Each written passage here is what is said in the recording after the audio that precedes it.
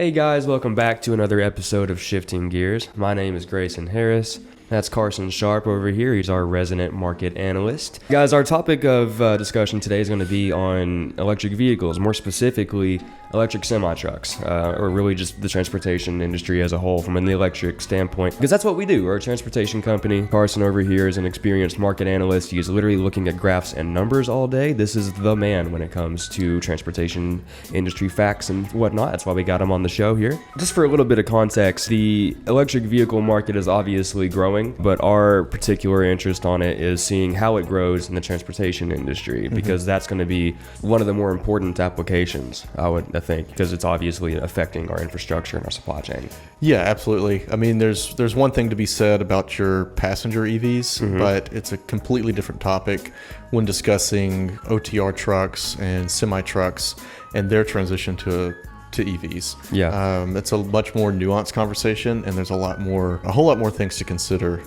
when it comes to fully implementing EVs across the board in the United States, at least. Yeah, exactly. I think one of the first issues that we're going to run into is the battery problem. It's not cheap. Batteries are not cheap. Yeah, definitely not cheap and not easy to manufacture, as we'll get into shortly. Yeah, exactly. It's actually very limited production. There's really only 4 countries that dominate the lithium industry when it comes to mining it. That would be Argentina, Chile, Australia, and China. They account for 92% of the world's production, just those 4 countries. And the problem with that is you've got countries all over Europe, Asia. So we're talking UK, Iceland, Belgium, Netherlands, Germany, Denmark, Sweden. You go on and on and on of countries that have already pledged to ban the sale of internal combustion cars by the end of the decade. Not phase it out, not whatever, ban it completely. So to supply those countries with enough EVs to replace their old cars, then production would need to increase to about 10 million new EVs per year.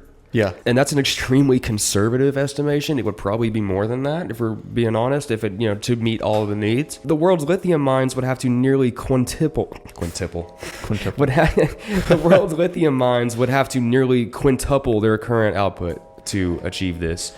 It's just not feasible. You mentioned government regulations coming into place to accelerate the transition to electric vehicles, and again, not necessarily passenger vehicles, but commercial vehicles as well. Yep. And I think there's something to be said and certainly considered about the differences between naturally letting the market forces take effect and we organically transition to EVs versus government mandates and regulations coming down requiring the transition to EVs. There's a lot more things to consider in that aspect, especially the mandates may be too premature. The market may not be ready, and the market may not be ready to support such a transition so rapidly. So I think that EVs are certainly on the horizon, not only with passenger vehicles, as I've mentioned, but also with commercial trucks. But I don't agree personally with the government stepping in and mandating these changes. I think we need to let the market naturally transition when the market is ready and when consumers support the transition. In my research, I noticed there are 3 main sticking points when it comes to the widespread adoption of EVs, either as passenger vehicles or as OTR transportation vehicles. First one is the price. Obviously, they have to be at a reasonable price that can compete with the average everyday combustible car. We've basically gotten there when it comes to price. Second one is range. That one's extremely important when it comes to transportation, semi-trucks especially, right? Because most truck drivers are driving close to 600 miles a day. That's usually the max that you can drive anyway, but let's put it at around 600 miles a day, right? Yeah, that's accurate. There's currently not a electric semi-truck that can go that far on a full charge.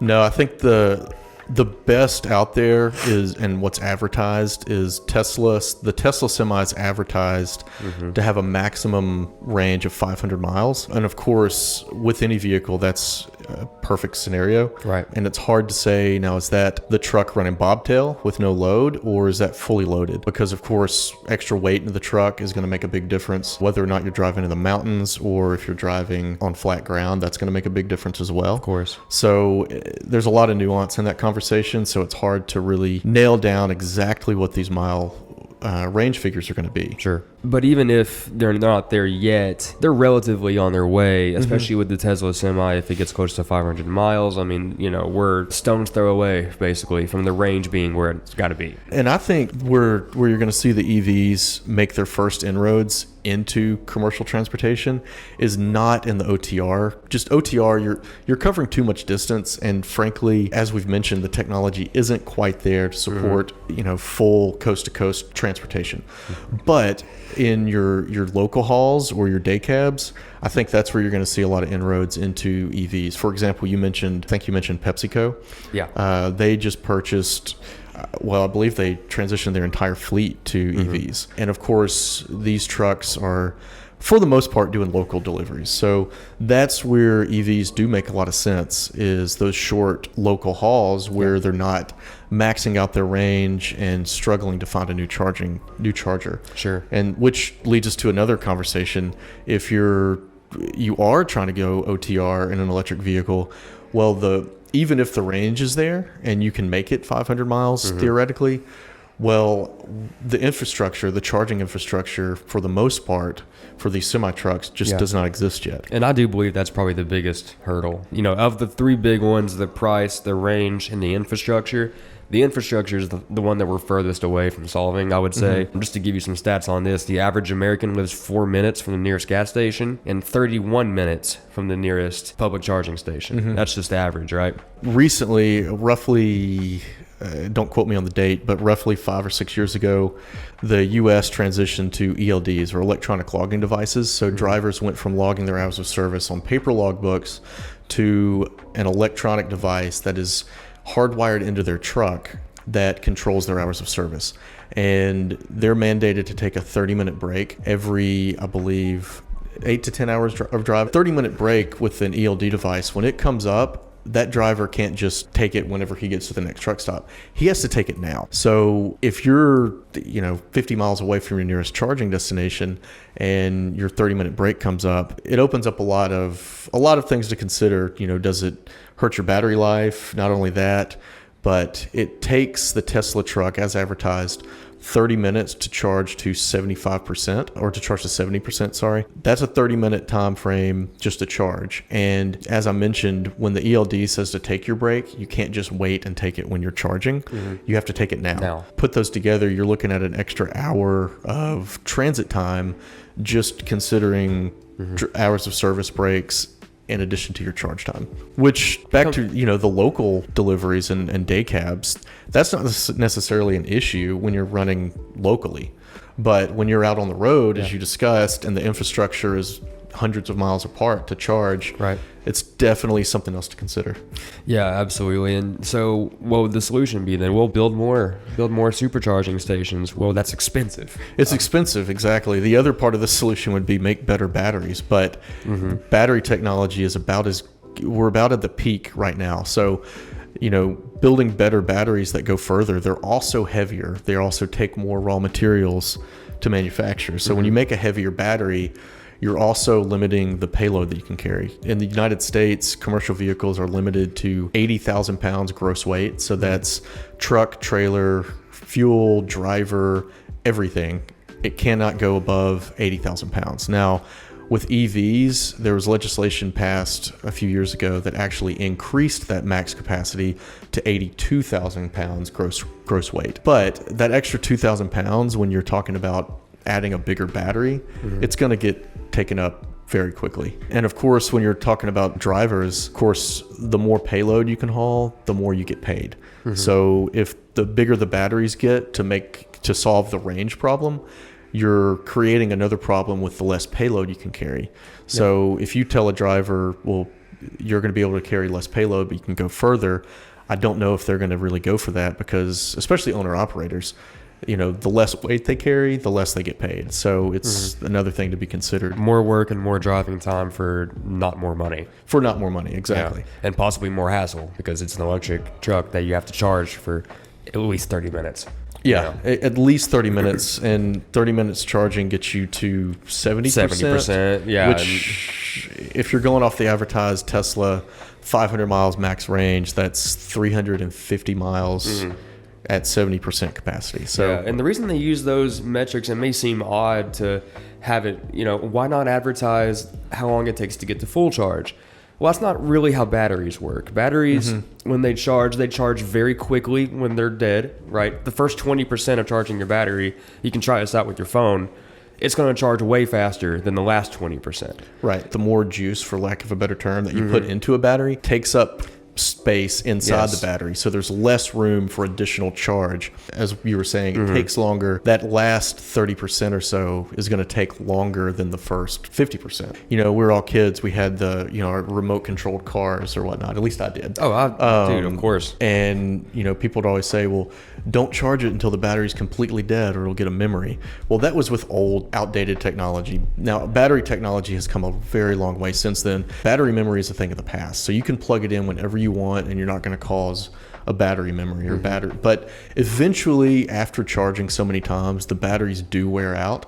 I think there's some debate as to when that happens, as far as mileage. Is it 100,000 miles on an EV, or is it beyond that? Right. Most internal combustion engines will go, with proper maintenance, will go 200,000 miles or more. The average American, I don't think, drives their vehicles that long. They usually replace them every 2 to 3 years, or every 3 to 5 years, I believe. Those are some of the issues you run into. And, even if we try to make better or more batteries, the issue you run into there is, well, let's use an example here, right? So if the UK goes through with their plan to replace all of their internal combustion cells by 2030, they would end up needing 236,000 metric tons of lithium carbonate to make that happen. That's one country. Yeah. And that's one country. That's one, geographically speaking, relatively small country. Yeah, exactly. So, to do something like that, every lithium mine in the world, which, as we found out, there's not really that many, they'd have to work around the clock for nearly a year just to supply the UK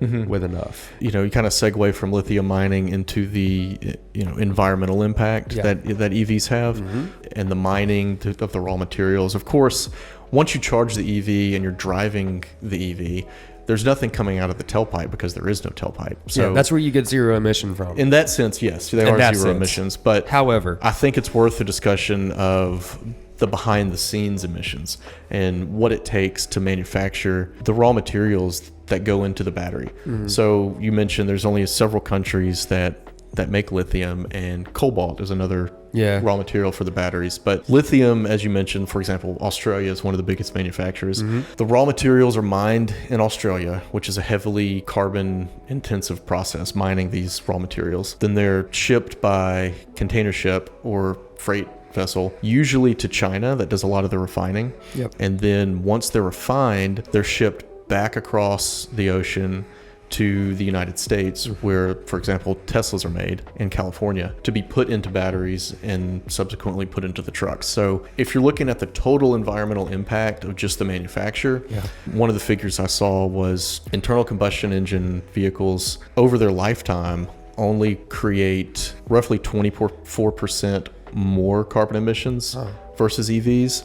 So especially when we're talking about commercial usage of these vehicles, I don't think the best way to promote them is by the environmental discussion. Because let's be honest, most business people, trucking companies especially, they're focused on their margins. And right now, margins in trucking are very slim. A lot of truckers with the line haul rates are running and losing money on their line haul with fuel costs being so high. So what I'm getting at is cost is going to be the best way to motivate people to make the transition in the commercial atmosphere.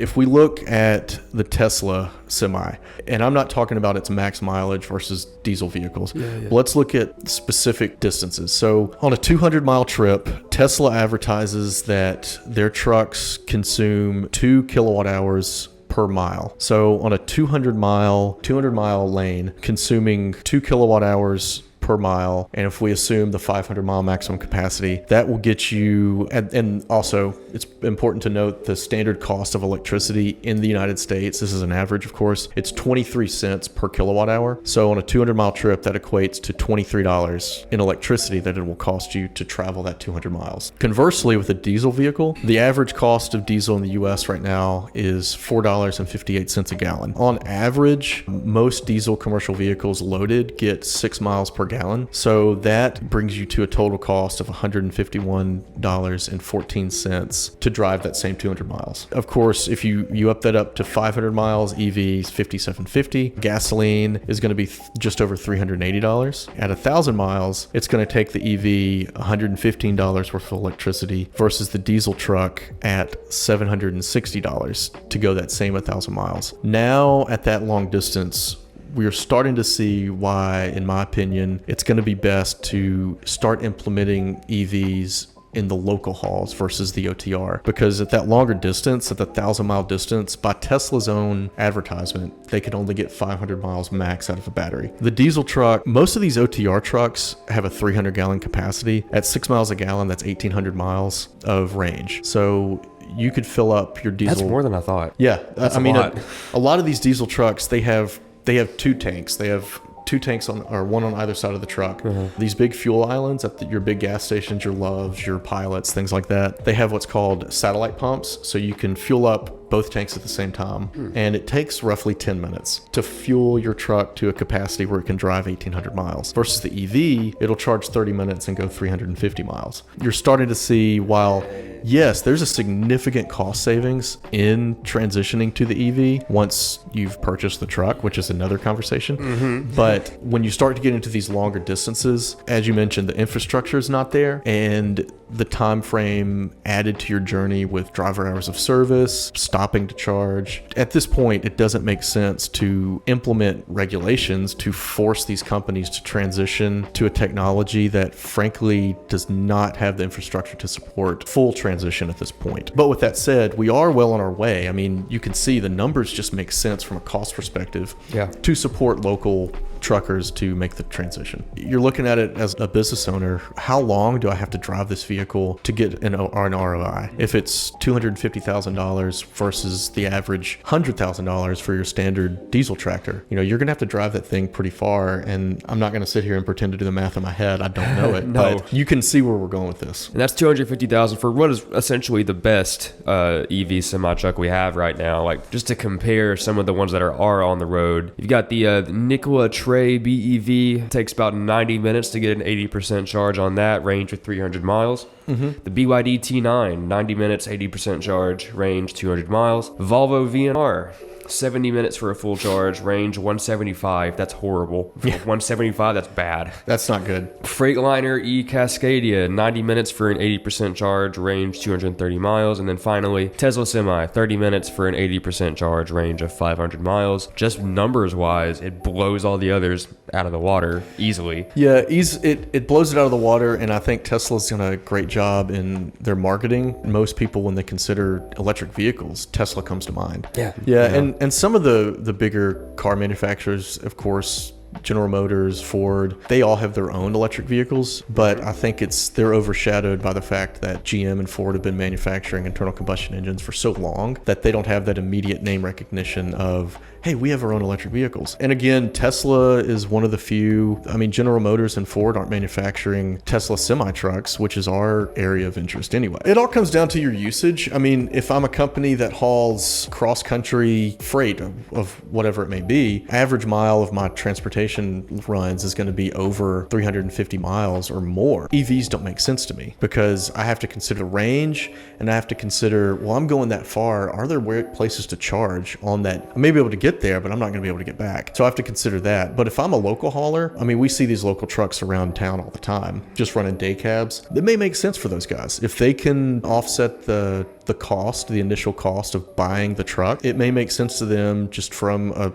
diesel fuel is very expensive right now. If fuel were to stay as high as it is now for the next year, for example, it may make sense to make that transition. But that's going to be on a case-by-case basis, and the business owners and leaders are going to have to make that decision for themselves. Price of EVs, and more specifically the batteries, have gone down exponentially over the past decade. But conversely, the components needed for it have gone up. So it makes me wonder exactly how that price distribution is going to go. So for example, in 2021, lithium prices increased over 400%, and cobalt and nickel, which are also used for EV battery production, saw major increases as well. So although the price of EVs are going down, oddly enough, the components and stuff needed for them are going up. Yeah. So I don't know where, and I've never charged a electric vehicle or anything like that before. I actually don't even know technically what it costs to charge it. I mean, there's a cost associated with everything. And I think the raw material cost going up is something that you could attribute to basic supply and demand. I mean, as the demand for these electric vehicles goes up, obviously the cost and the demand and the cost for the raw materials that goes into them is going to also go up. So the more people want EVs, the more expensive the raw materials are going to get. Also, the harder that they are to come by, the harder these miners have to search to find the raw materials. You know, you create a supply problem, and that's going to cause the price to go up also. Well, the U.S. tried to get more into the lithium mining game, and they tried to expand on one of their lithium deposits in Thacker Pass in Nevada. This is sort of going back into what we're talking about how there are more issues on the back end of electric vehicles that make them way less zero emission than you would think. And part of that has to do not even with just the environmental impact, which is substantial, of course, but the impact on the people around those places as well. Like, you know, for example, in this area in Thacker Pass, it's actually a large Native American population there as well. And they consider it like an extremely spiritual land. Like, they do not want anybody messing with it. And so it has created problems with trying to put the mine there. It's because there's just been all sorts of protests and challenges to that, which means, you know, I don't know if the U.S. really is even going to be able to get into the game, because that's one of the only lithium deposits we have. Like, they only, typically speaking, these minerals, materials, all that stuff's really only found in like hot, arid desert areas. So Nevada, and we have this one sitting there. We can't. It's going to be difficult, not only from, you know, you don't want to impede on traditional land by the Native American tribes. Also, just from a realistic perspective, do we want these lithium mines in our country near our homes? Because the way lithium is mined, it's not a pretty process. It's not a clean process. As you can imagine, it's strip mining. You literally chop the top of a mountain off and then dig it out to find this lithium. As we mentioned, it's carbon intensive. All of the equipment and vehicles used in lithium mining are run by diesel fuel, highly carbon intensive process, just to get the raw materials to make electric vehicles. So, and when we're buying the raw materials currently from outside of the US, and then we, you know, people want to sit here and say, oh, well, I have a zero emissions vehicle. Are you really though? Because it's essentially outsourcing your carbon emissions to other parts of the world. And in a lot of cases, third world countries that are poorer and can't handle or scrub their carbon emissions like we can in the United States or first world Europe. The Congo, which is like the 8th poorest country in the world, they've got a huge mining operation. There's also a humanitarian crisis to consider. The Congo has been known to utilize child labor in a lot of these mines. I mean, it goes back to diamond mining, and as well as these cobalt mines, child labor is being utilized. And of course, that's obviously not a good thing, and we don't want to support that. However, we have a strong demand for these raw materials. So indirectly, could you argue that we're supporting the use of child labor and highly environmentally destructive processes in mining these raw materials? But again, when you look at it from the perspective of a business owner in the United States, that's not always on their mind. The first thing on their mind. No, the first thing on any business owner's mind is cost, is profitability, return on investment, and making money. I mean, that's the whole reason people go into business in the first place. So if these EV companies can show,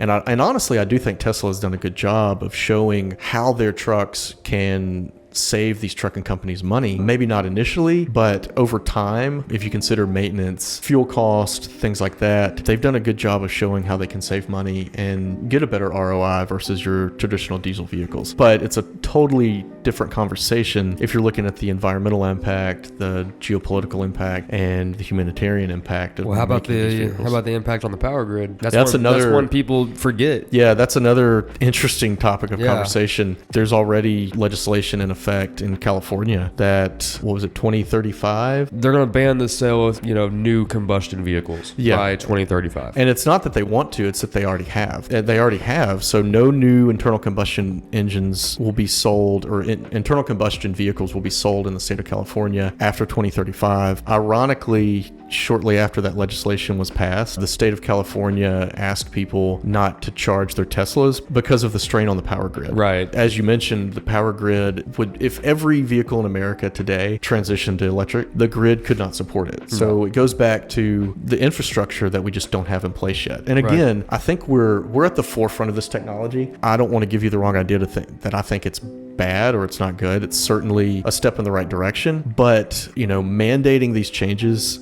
with no support anywhere else from government is just not the way, in my opinion, to go about it. The problem with the infrastructure, we have a real chicken and egg situation. You can't sell enough EVs because you don't have the infrastructure, but you can't build the infrastructure because you don't have enough EVs on the road for it to make sense. So what's going to give? I legitimately don't know, because even though we are working on the infrastructure part of it, like for example, Tesla asked for like $100 million from the government to build some charging stations between Texas and California, which is a very popular transport route for semi-trucks, so that makes total sense there. But currently there aren't enough EVs out there right now in the market to where even if tomorrow we had the same infrastructure as we do gas stations for chargers, it wouldn't make any sense because we don't have enough EVs to charge. Yeah, there's not enough EVs to charge. And on that lane that you mentioned, California to Texas, the lane goes from Fremont, California to Laredo, Texas. Now, interestingly enough, Laredo, Texas, of course, is a border town, and the border crossing at Laredo, Texas this year has had the most freight border crossings from Mexico to the United States than any other crossing point. One of the biggest commodities that comes up from Texas is avocados, and of course fresh fruits and vegetables also come across the border there. So one of the thoughts that I had is, could reefer trucks run on that lane? Could reefer trucks pick up produce shipments at the border in Laredo in an EV and take them all the way to California? Theoretically, yes, they could, but ironically, guess what reefer trailers run off of to run their compressors to refrigerate the trailer? Diesel fuel. So it's kind of an interesting... Talk about a real hybrid, man. Yeah, talk about a hybrid. EV cab and then a diesel trailer. Yeah, your truck is running on EV, but the refrigerator on the trailer is running on diesel fuel. So it's an interesting irony to consider. Of course, the small 50-gallon tank on the reefer trailer is not using near as much fuel as the truck itself would use, but still it's something to consider. Yeah, absolutely. And even if Tesla is able to get that grant from the government to make all that happen, well, that's just for what, 9 stations? Something like that? 9 stations, were they roughly 200 miles apart? Yeah. So based on what we discussed previously as far as the range go, it's definitely theoretically possible to drive a truck from Laredo, Texas, an EV truck from Laredo, Texas to Fremont, California, and it's about an 1,800 mile journey. That sounds about right. Yeah. So that's exactly the mileage that a OTR truck could make on one tank of fuel versus having to stop at each one of the 9 chargers over that 1,800 miles to charge to make it. Again, going back to the produce example, how long is that fresh produce going to last, even in a refrigerated trailer, if, for example, you're going from Laredo all the way to Fremont? And that's just for that one lane, too. If we really zoom out and take it macro, man, it's going to take so much money. It cost Tesla around $250,000 to build a supercharging station, okay? If they wanted to have as many of those as they do gas stations, we're talking tens of billions of dollars. It's a huge cost investment, which, as you mentioned, they asked for money from the federal government to subsidize the cost. Of course, the federal government, they're supporting it. Like, don't get it wrong. As we've already made fairly clear at this point, governments around the world, for better, for worse, for whatever reasons, they are pushing for it. Yeah, they're supporting and subsidizing the transition, which is fine. I'm fine for subsidizing up to a certain point. It's like, the carrot versus the switch. If you can give people incentive to transition and they can take it or leave it, that's one thing. But when you go back to these government mandates and you're telling them they have to transition, that's where I don't think, number one, I disagree with them telling these businesses they have to transition regardless of the cost incurred. But also, when the businesses just aren't ready and the market is not ready for the transition, you're creating a myriad of other problems along the way. They would have to to standardize the charging ports. Which I think they is have. what you're getting at. Which they have. Yeah, so it's called the North American Charging Standard, which is essentially just Tesla's charger. And by 2025, all of the major car manufacturers are going to switch over to the NACS. In Europe, it's the CCS that they use. So that's going to be a huge leap because, like you said, if you're driving a Tesla but you pull into a Ford charging facility, that's for one example, of the problems then right you're now. screwed. Yeah, Right? you can turn off of an exit and come across 3 or 4 different types of charging stations, right? But what that's going to do is it's going to essentially fix it, right? It's not like you go to a gas station and you're like, oh, they don't have the right kind of gas here. At least this way, when we have a charging standard, one of the first things that we would need to address, obviously, is finding something that's uniform and standardized across the country. And at least now we have that. The problem now, I guess, would be converting all the ones that aren't by 2025, because there are still charging stations out there that aren't. So we gotta do something with those. It would probably be easier, instead of building brand new charging stations, it would probably be much easier, and I don't necessarily think it would be cheaper. It'd certainly be easier to just retrofit current filling stations, not necessarily convert them, but add chargers. So you have your standard gasoline pump, and then you also have electric vehicle charging. And I think you'll probably see investment in this ironically come through the big oil to invest, which they already have, let's be honest, invest in installing these chargers at their stations. Most fueling stations don't make any money off of fuel. They're just breaking even on fuel, but it's there to get people to go in and buy candy bars, Cokes, cigarettes, lottery tickets. Yeah. They're not making money on lottery tickets, but they're making money on all the things they sell in the convenience store versus the gasoline is just there to get people to come in. When you're looking at, you have your Shell station, you have your BP station. They're 2 different companies. They're selling the same product. Fuel, gasoline, diesel fuel, it's all a commodity. So it's all the same. Now, these companies may put their additives or whatnot in it that says, oh, this will clean the valves in your engine better than this fuel from this company will. But where all this fuel is pulled from is these big fuel terminals. Now, the fuel from these terminals comes in either by rail or by pipeline, and it's filled in these gigantic 100,000 gallon holding tanks. And all of these companies pull the fuel out of the same tank. So if you buy fuel at BP one day and you buy fuel at Shell the next day, you're getting the same fuel. It came from the same tank. It's just they're putting their own additives in it and marketing it differently. These companies also have their own contracts. So when these fuel haulers are pulling, hey, we have to deliver to a BP station or a Shell station, a Chevron,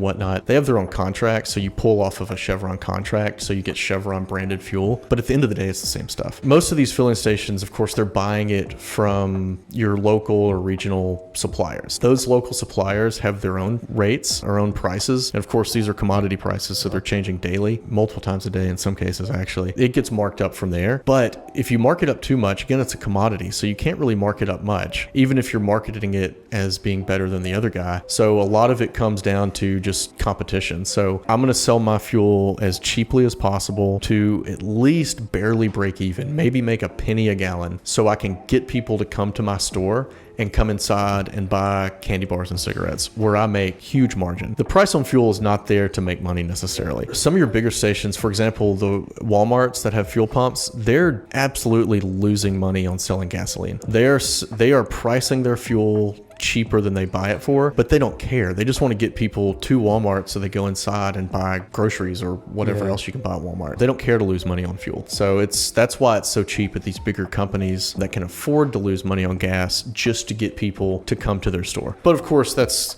quite a tangent away from EVs. But I think where we're going with that is, are we going to price, when we get there eventually, are we going to price electricity the same way? When you're charging your EV, is it going to be cheaper per kilowatt hour at the Pilot versus the Loves, so that these EV drivers again come in to buy candy bars and whatever else is in the store? Well, I think if that's what makes the electricity companies, oil companies, whatever, if that's what makes them money, then that's what they're going to do. It's all going to be cost driven. We mentioned earlier about how electric vehicles do tax the power grid, especially if you make that theoretical overnight switch. But another part of the conversation is it goes back to the whole, quote unquote zero emissions that these EVs claim. Well, again, there's nothing coming out of the tailpipe because there is no tailpipe. However, you could make the argument that the emissions coming from your EV has everything to do with the type of power grid that you have. So for example, countries like Iceland and Norway, their power grid is primarily hydroelectric and geothermal. So you could say that an EV charged in one of those countries is going to be very clean and green. Now, also nuclear power. So the United States and France are some of the leading countries in nuclear power grids, which is another clean and highly reliable form of electricity. So if you're charging off a nuclear grid or a geothermal, hydroelectric, solar, wind, what have you, you could argue that your